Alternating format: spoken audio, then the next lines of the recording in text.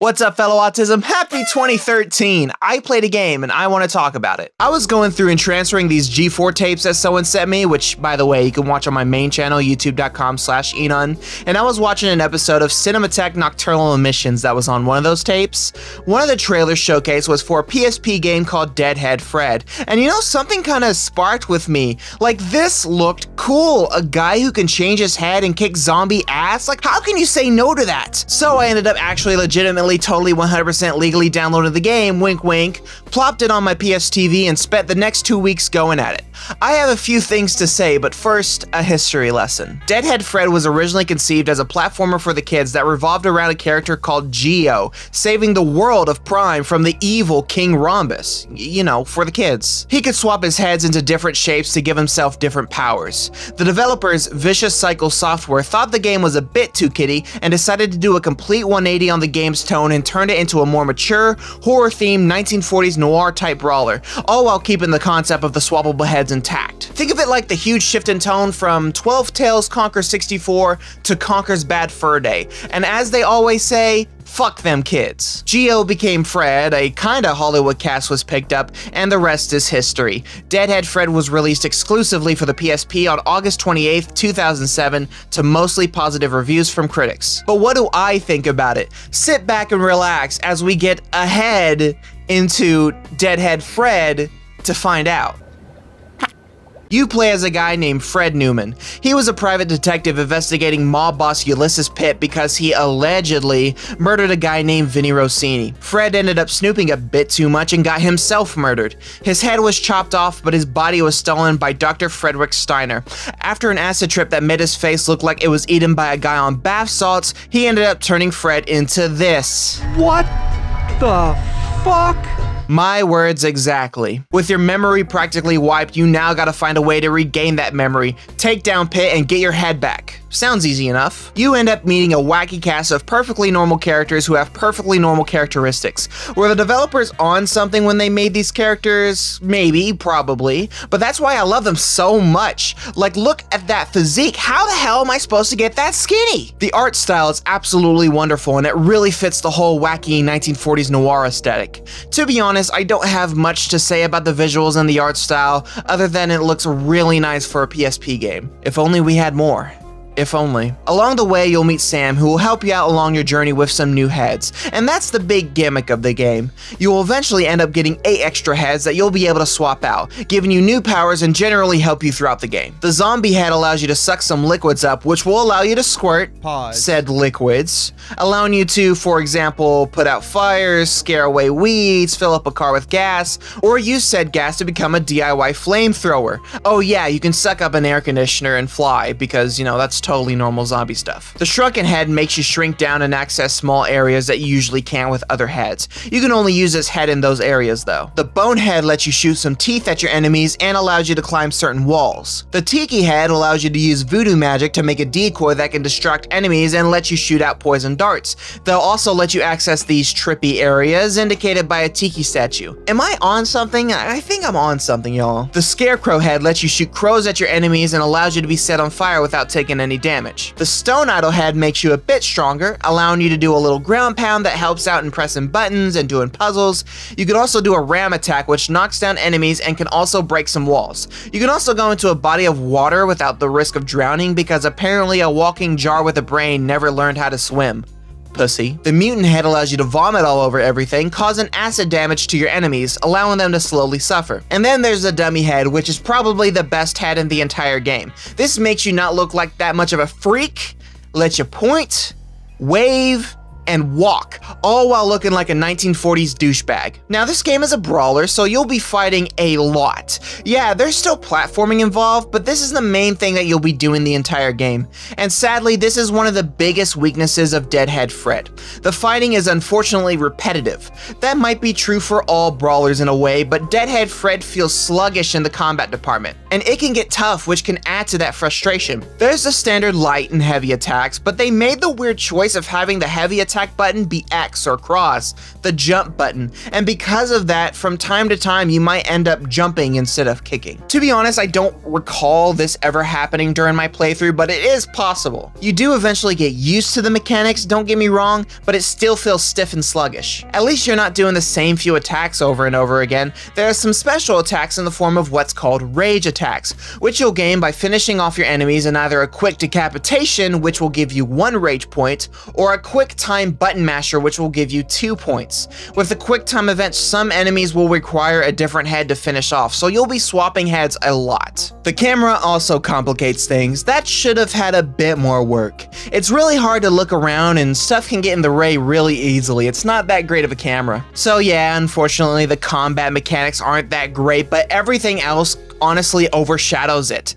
And I'm still having fun kicking some zombie ass. Just look at this. This is a PSP game, and it's probably one of the most ambitious PSP games of all time. There's so much stuff packed into this little 1.5 gigabyte disc. Also, the writing and the voice cast makes this game so much more enjoyable. The performances are stellar, and keep in mind, this is an obscure as hell PSP game that got little to no love when it came out. That makes it even more impressive. Fred is voiced by John C. McGinley of Scrubs fame, and his performance as Fred really sells the game. Fred's a wisecracking douchebag asshole who is not afraid to poke fun at something. Judy, I have to tell you something. It may turn you on, so settle yourself. If I had a mouth, I'd hurl on you. And John Polito nails the stereotypical Italian mob boss inside Ulysses Pitt. I got news for you, Rossini. When you retired to the boonies, you gave up the right to talk down to me. You can't tell me what I can have and what I can't have. You ain't the goddamn boss no more, Vinny. Now, I'm not too familiar with the cast, but there are some familiar names that I somewhat know. Barbara Goodson, who voiced Juju Judy, was the voice of Rita Repulsa, the main evil bitch from Mighty Morphin Power Rangers. I'll release that wonderful creature and turn every living thing, including the Power Rangers, into walking zombies. Then we'll see who's gullible. And Dave Wittenberg, who voiced Sam, was the narrator to G4's Ninja Warrior. There are still 60 hopefuls to come, all of them barely clinging to their dreams of being the first to survive the new course. Will anyone succeed? Oh yeah, he starred in like some anime too, I think. Otherwise, I'm not too familiar with this cast, but all their performances deserve so much praise from top to bottom, man. They are fantastic. Now, during your adventures, there's some mini games that you can play that'll help you keep your mind off things for a while. You can play some pool, which is a pretty good pool game, not gonna lie. Eat some pie with your totally legitimately functioning dummy head.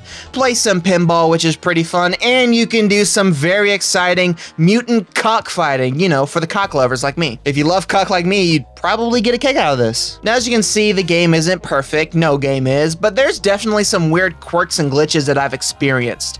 There was this one moment where I got stuck in the junkyard, all while getting attacked by this stupid ass, unkillable fire wasp. That was pretty annoying, but what's even more annoying is cheap deaths. There is this one segment where you have to turn off this generator by using the shrunken head to walk on electric wires, then use the skull head to cut wires, and for some reason, I just died a lot, and it's probably because I suck ass, but it's still annoying as hell. Like, cheap deaths suck. And the puzzles, especially in the casino, were a bit difficult. But look, I'm stupid as hell, so like, I'm giving that a pass. I'm fucking stupid. And then there's this one segment.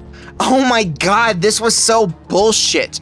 There's this one part of the game where you gotta fix this piece of shit god-awful generator, and there's toxic sludge spewing out everywhere, and you have to use the mutant head to patch up the holes in the pipes. I guess you had to keep it at a certain pressure, I don't know. Regardless, this was probably the worst thing I experienced with Deadhead Fred. I was at this for 20 plus minutes trying to get this plugged up, but the pipes kept breaking. Even though I vomited 5 tons of shit on it, it still wouldn't budge. And adding to that, I have to take care of this mutant who keeps attacking me. Doing both at the same time was hard as balls, but out of pure luck, I eventually got it. Thank God. Final boss time. It was honestly a pretty easy final boss, but pro tip, Don't be like me and use up all your red worm juice before you go to the final boss. By the way, that's the juice that replenishes your health. You'll get worm juices along the way that replenish your health and fill up your energy and power and stuff like that. This took me a good while because my health kept draining because of not only Goonzilla, but these annoying ass boneheads as well.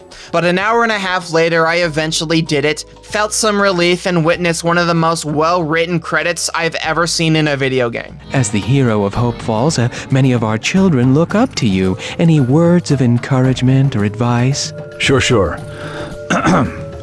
Listen up, kids. If you want to be like me, you gotta start by dying, that's right.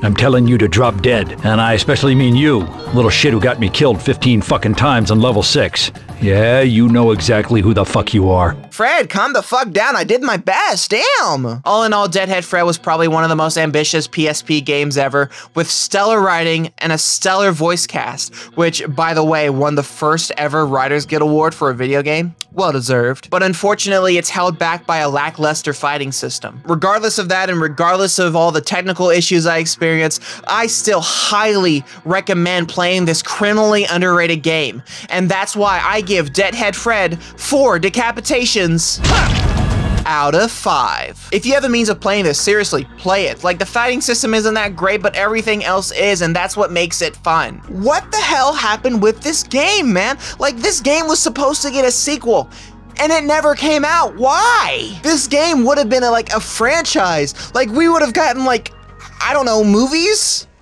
Really shitty movies, but movies? Ports to the PS2 and Xbox Live Arcade? Like, why the fuck did that not happen? I don't know who owns the rights to Deadhead Fred. I guess it's D3. D3, if you're listening, they're not listening, I know. But if you're listening, please make a sequel or a remake. Either way, I'd be happy. Like, this game could be, like, big.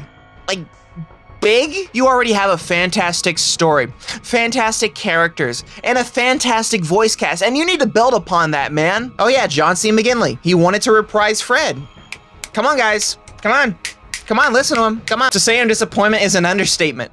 Like that, like, seriously, make a damn sequel already, please. Thank you so much for watching. I hope you enjoyed this video as much as I did it. If you did, leave a like on this video and subscribe and hit the bell so you don't miss anything, including streams. I'm not kidding, I stream occasionally. Check those out. I hope your 2023 has been exquisite so far. Hopefully this will be the year of more uploads. 2022 kind of sucked for the channel because I have a life and a job and stuff like that, and it really does cut into me doing YouTube and stuff like that, but I'm gonna try my best to upload as much as I can this year, unlike last year, which really took a huge toll on me. Hopefully more stuff soon. I got another project coming. I don't know when it'll be up. I'm having problems with Resolve right now, or more like my files, but Resolve mostly. Hopefully I can get that soon, so subscribe, hit the bell so you don't miss it. That's about it. Hope your 2023 has been exquisite again, and I'll see you soon, whenever that'll be. Bye.